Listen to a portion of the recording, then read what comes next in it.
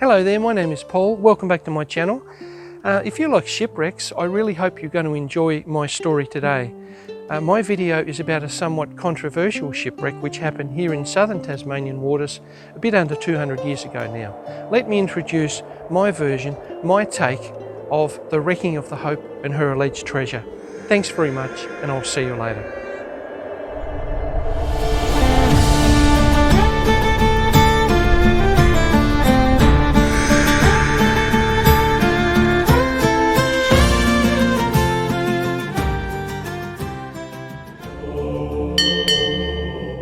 Good day there, and welcome aboard. Do you like tales of mystery and intrigue? Are you interested in sunken ships and lost treasure? Well, you're about to hear a real story about a real shipwreck. One that legend has it might have resulted in a possible fortune in lost coins. For the last 197 years or so, a mostly forgotten treasure may have been sitting silently buried in the windswept sands of Tasmania, just waiting for someone like you or me to find it. This is the incredible but true story of the 1827 wrecking of the Hope in what was then known as Diemens Land, now called Tasmania, and her supposed treasure. The wrecking of the Hope is quite interesting. For one, shipwrecks rarely happen so close to suburbia like this one did, just a stone's throw south of Hobart, the capital city. Second, it might be surprising that not many Tasmanians are even aware of the wreck nowadays, let alone her alleged treasure, the story having slowly faded from memory over the generations.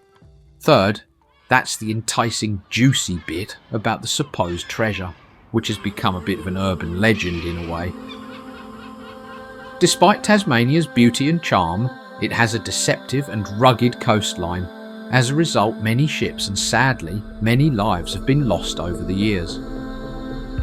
Over 770 people drowned here in the short time of just 10 years.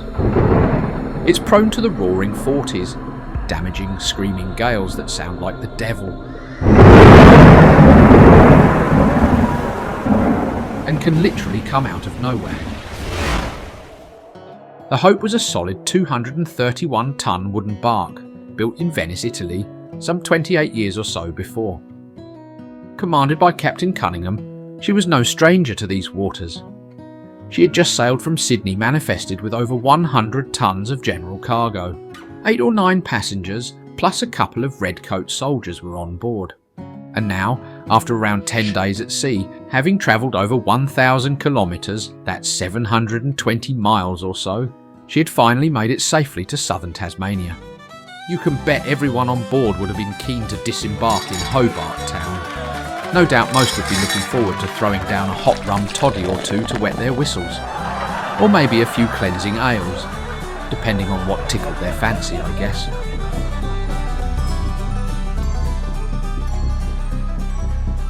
At that stage in time, no one on board could possibly know that their next 24 hours would be filled with terror.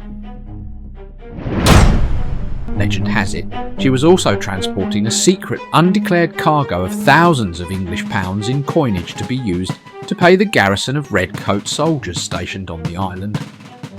How much exactly? That's hard to pin down, but I've read various figures ranging from £3,000 upward to £40,000. That's at least $1 million in today's currency. Possibly much more. As you'd expect, the transfer of government money on board the Hope, or any other ship for that matter, would have been shrouded in secrecy at the time. Hobart in those days was literally Australia's biggest haven for piracy. It makes sense to have kept the consignment as hush-hush as possible. It certainly wouldn't have been advertised. Anyway, here's the scene. It's around 4 AM on the morning of the 29th of April 1827. It's very dark. The sea was mountainous with huge breakers. It was raining. Out of due diligence the evening before, Captain Cunningham had welcomed aboard a local pilot, Mr. Mansfield. It was his job to safely guide the bark through the maze of waterways leading into the Derwent River and onwards to Hobart. Under the captain's direction, she had been making slow progress up the channel and was being pulled by 2 of the ship's boats. Well, that was up until the pilot stepped in and convinced Captain Cunningham otherwise. Now don't worry, Captain. There's no need to pull the Hope with the ship's boats any longer. Don't waste your time.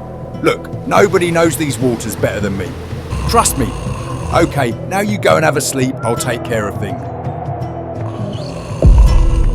Captain Cunningham went below decks to his cabin for 40 winks. He'd been awake for 2 days solid now and he was exhausted. Against his better judgment, the captain put the charge of the vessel in the hands of the pilot, together with his chief officer. This misguided trust was to prove a fatal mistake. Captain Cunningham drifted off to sleep. Before nodding off, he must have reassured himself.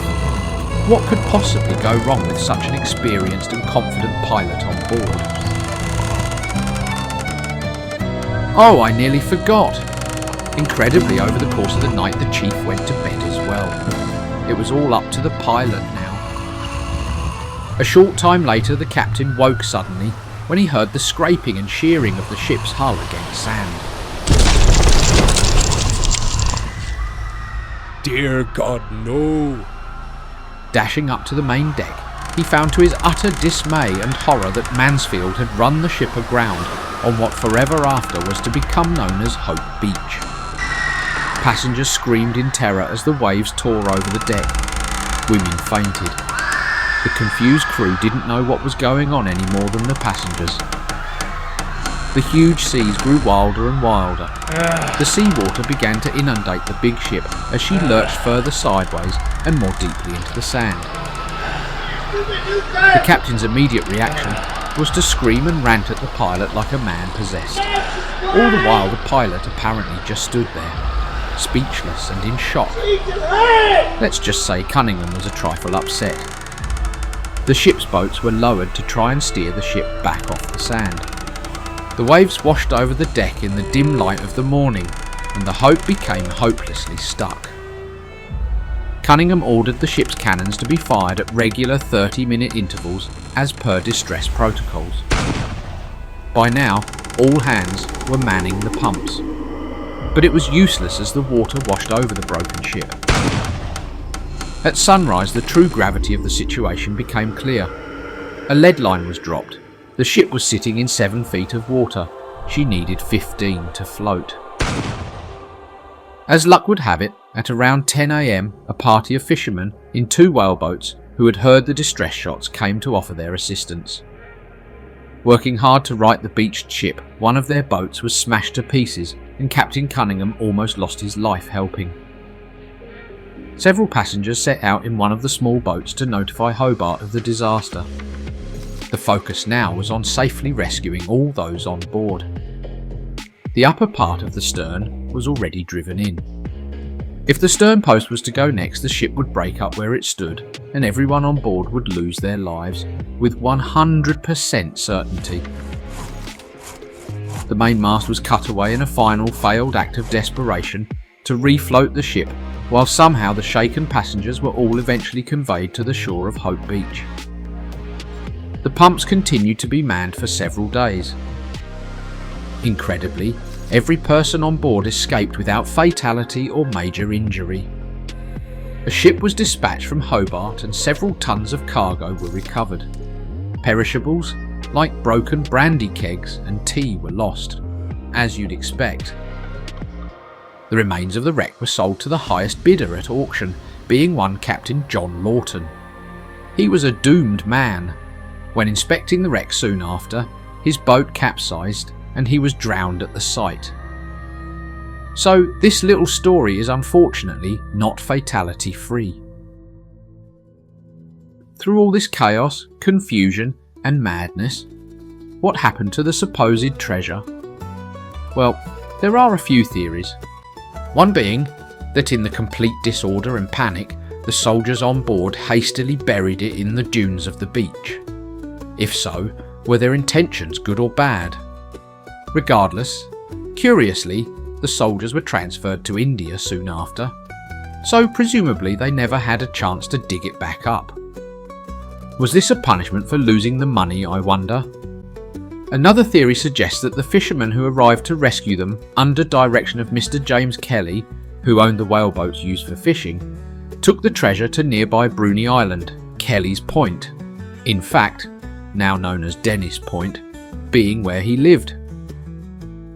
Or maybe there was possible government corruption, collusion, and a cover-up. Did Kelly, if he was acting as custodian of the treasure, make a deal with the government? Did they share it? It's understood that Kelly became rather wealthy soon after. He became deeply involved in the Australian whaling and sealing industries, which thankfully have long since ended here. He was also involved in other businesses.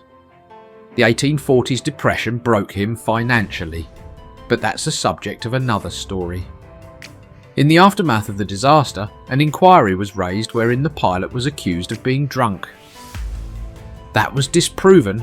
The pilot had merely made a sequence of mistakes in the darkness. Some researchers have remarked that it was unusual there were no entries in any official ledger or journal about either the lost coinage or even its existence in the first place. But in actual terms, that was nothing unusual for a fledgling colony where corruption was usually commonplace. And so here we are. After almost 200 years, the story of the Hope treasure persists to those that have a keen eye for history. When all is said and done, all treasure stories have become romanticised through time, and this one is probably not much different. However, where there's smoke, there's often fire. The story must have come from somewhere. Maybe, just maybe, the treasure is still waiting there to be discovered. Who knows? If you ever come to Tasmania, grab yourself a shovel or decent metal detector and go to either Hope Beach or around the Dens Point area on Bruny Island. You never quite know just what you might find. Thanks for watching. If you enjoy our content, please hit the like button and don't forget to subscribe. See you again soon. Bye for now.